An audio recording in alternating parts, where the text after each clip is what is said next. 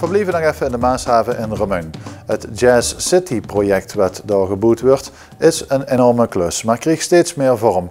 Er zijn ongeveer zo'n 200 mensen aan de slag. Toen 2 weken geleden plotseling een gaslek werden ontdekt bij de bouw van de 4e fase van het outletcenter in Remun, toen bleek pas wieveel bouwvakkers er aan de slag zijn momenteel aan de Maashaven in Remun.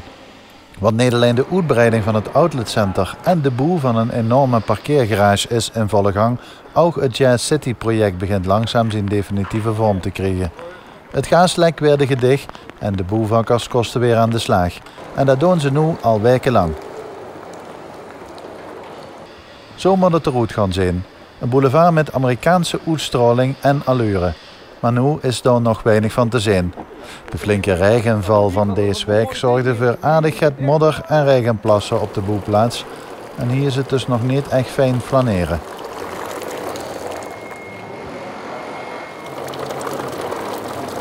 De 200 mensen die hier Jazz City aan het bouwen zijn, werken echter volgens een strakke planning weer. Het grote appartementencomplex is eerder deze week ingepakt, zodat ook in de regen doorgewerkt kan worden.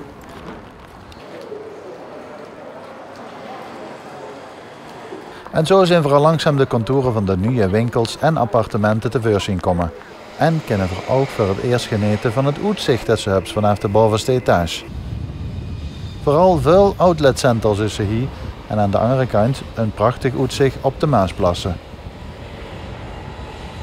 Vele handen maken licht werk, want de deadline moet immers gehaald worden.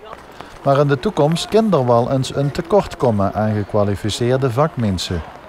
Speciale aandacht is er deze week voor het convenant Social Return. Dat werd ondertekend bij de bouwplaats van Jazz City door een groot aantal gemeentes en partijen uit de bouw. Het doel is mensen die geen baan hebben aan de slag te laten gaan bij renovatieprojecten in de eigen gemeente. De bedoeling is dat mensen op de bouwplaats een opleiding gaan krijgen, om zo de komende jaren het tekort aan bouwvakkers te kunnen opvangen. In de bouw gaan veel mensen met pensioen of kunnen ze het werk fysiek niet meer aan. En dus is het niet alleen een maatschappelijke taak om open te staan voor social return, maar misschien wel bittere noodzaak. Alleen ondersteuning van de vakman op de bouwplaats is voor mensen in de social return niet genoeg. Dus hebben deze mensen hulp nodig om terug te keren op de arbeidsmarkt. Daarom krijgen ze een coach, die 24 uur per dag bereikbaar is om de kandidaten te ondersteunen. Uiteindelijk wil men middels het woonzijdig ondertekende convenant zo'n 50 kandidaten aan een duurzame leerwerkplek helpen. Om te beginnen dus bij het grote project aan de Maashaven in Remun.